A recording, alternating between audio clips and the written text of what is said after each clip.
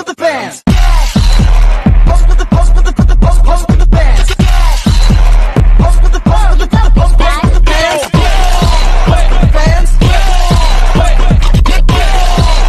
Pose with the bands. Digitalisasi perdagangan dan e-commerce lintas batas di ASEAN. Yang pertama ada pendahuluan. Perdagangan internasional telah mengalami perubahan struktur yang signifikan dalam 2 dekade terakhir. Perkembangan teknologi digital, internet berkecepatan tinggi, serta platform e-commerce lintas batas menjadi faktor utama yang mempercepat transformasi ini. Pada masa sebelumnya, perdagangan internasional hanya dilakukan oleh perusahaan besar dengan biaya tinggi dan proses yang kompleks. Namun, digitalisasi membuka peluang bagi pelaku usaha mikro kecil dan menengah atau biasa disebut UMKM untuk memasuki pasar global secara lebih mudah, cepat, dan efisien. Transformasi perdagangan tersebut tidak hanya mengubah mekanisme jual beli, tetapi juga mempengaruhi teori ekonomi, strategi bisnis, alur logistik, serta hubungan ekonomi antar negara, khususnya di kawasan ASEAN. ASEAN merupakan salah satu kawasan dengan perkembangan ekonomi digital tercepat di dunia. Pertumbuhan Gross Merchandise Value atau biasa disebut GMV e-commerce mencapai ratusan miliar dolar AS dan terus menunjukkan tren peningkatan setiap tahunnya. Dulu, perdagangan internasional hanya dikuasai pemain besar. Sekarang, siapapun bisa mengekspor ke pasar dunia. Inilah perbedaan antara era lama dan era digital dalam perdagangan global. Perbedaan yang pertama yaitu didominasi oleh perusahaan besar. Belum digitalisasi, ekspor-impor hanya bisa dilakukan oleh perusahaan besar yang punya modal kuat, jaringan internasional, dan fasilitas logistik. Pelaku UMKM sulit masuk karena biaya ekspor yang sangat tinggi. Sedangkan di era baru, dengan adanya marketplace internasional, media sosial, dan platform cross-border e-commerce, kini UMKM bahkan penjual individu bisa menjangkau pembeli global. Biaya masuk pasar jadi jauh lebih murah. Yang kedua, transaksi harus dalam jumlah besar. Di era lama, perdagangan tradisional agar biaya logistik lebih efisien. Akibatnya, penjual kecil tidak punya fleksibilitas untuk mengirim barang sedikit. Sedangkan, di era baru, tidak perlu lagi mengirim dalam kontainer. Kini pengiriman bisa dalam bentuk paket kecil atau parcel cross-border, dibantu kurir ekspres, pusat sortir modern, dan sistem logistik berbasis data. Lebih cepat dan cocok untuk penjual kecil. 3. Banyak perantara dalam rantai distribusi. Proses ekspor dulu melibatkan banyak sekali pihak, seperti eksportir besar, distributor internasional, importir, agen logistik, hingga broker. Rantai yang panjang ini buat biaya semakin membengkak dan waktu pengiriman yang semakin lama. Sedangkan di era baru, platform e-commerce jadi penghubung utama, menyediakan katalog global, sistem pembayaran internasional, integrasi logistik, hingga layanan penajual. Rantai distribusi jauh lebih pendek dan efisien. Yang keempat, dokumen rumit dan serba manual. Di era lama, invoice, packing list, certificate of origin, dokumen bea cukai, semuanya berbentuk fisik dan diurus manual, yang membuat prosesnya lama, rawan kesalahan, dan sering menimbulkan keterlambatan di pelabuhan. Sedangkan di era baru, semua proses kini serba digital, pembayaran online, tracking pengiriman real time, integrasi data antara platform, kurir, dan bea cukai. Selanjutnya, teori ekonomi yang menjelaskan transformasi digital. Yang pertama, ada penurunan biaya transaksi menurut Ronald Coase. Penurunan biaya transaksi berarti proses berkurang biaya. Digitalisasi membuat komunikasi lebih cepat untuk mencari informasi terkait produk, harga, dan termasuk melalui internet atau platform digital. Selanjutnya, ada pembayaran lebih mudah dengan menggunakan non tunai seperti KRIS, ePay, dan SIBank memudahkan untuk proses pembayaran. Selanjutnya, ada info lebih transparan, memberikan review suatu produk melalui story IG dan TikTok. Selanjutnya, ada perantara atau koordinasi berkurang.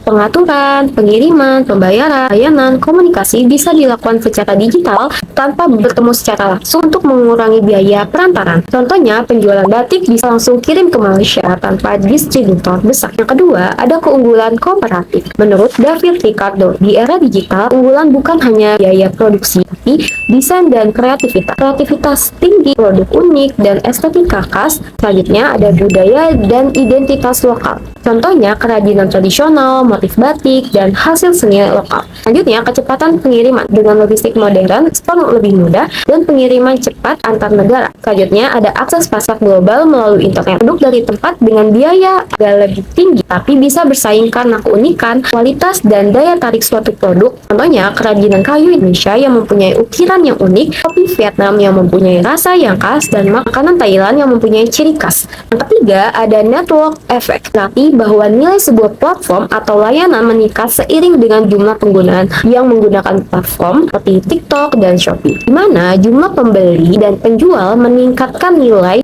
kegunaan platform. Contohnya, Shopee ramai karena banyak penjual dan banyak pembeli. Contoh nyata perdagangan lintas batas. Bayangkan seorang konsumen di Indonesia membeli casing HP dari Thailand dari Shopee.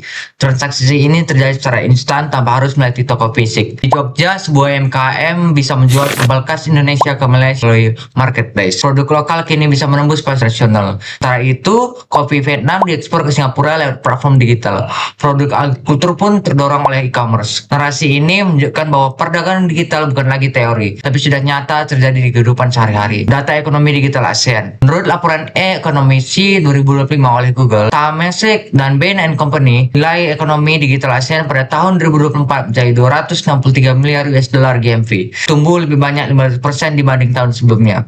Proyeksi tahun 2025 bahkan menembus lebih dari 300 miliar US dollar GMV, menjadikan ASEAN salah satu pasar digital paling dinamis di dunia.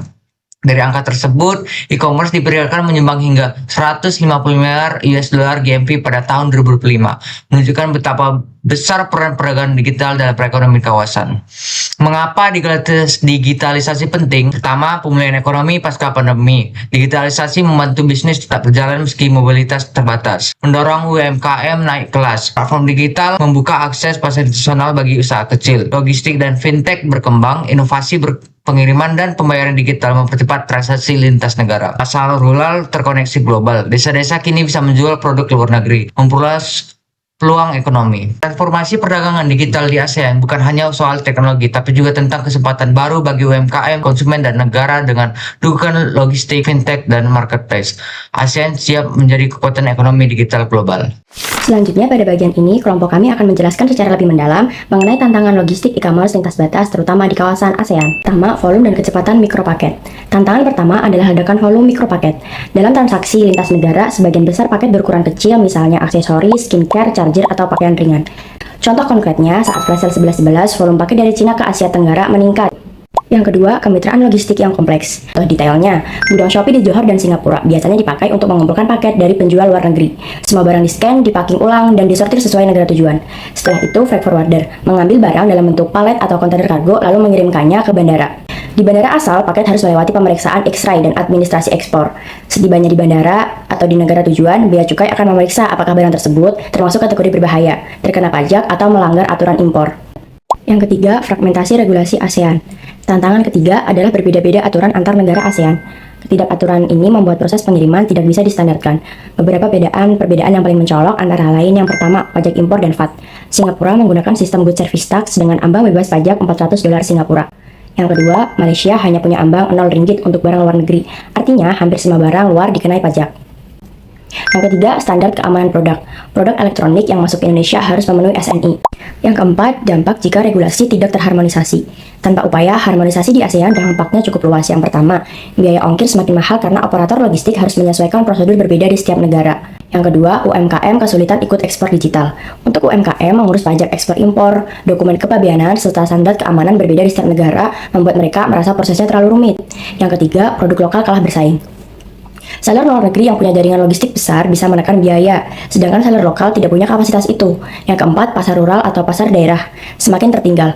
Daerah pedesaan atau pulau terpencil semakin lambat tersambung dengan perdagangan digital karena biaya logistik naik dan waktu pengiriman menjadi lebih lambat. Mahasiswa kita sebenarnya sudah sangat dengan digitalisasi perdagangan. Misalnya banyak dari kita yang pernah membeli barang dari luar negeri lewat marketplace seperti Shopee, Tokopedia, atau Amazon. Ada juga yang memerlukan waktu lebih lama karena jarak pengiriman dan proses bea cukai. Selain itu, kalau kita membayangkan punya UMKM makanan ringan, peluang untuk ikut cross border sebenarnya cukup menarik. Dengan platform digital, produk kita bisa dikenal di luar negeri tanpa harus membuka toko fisik.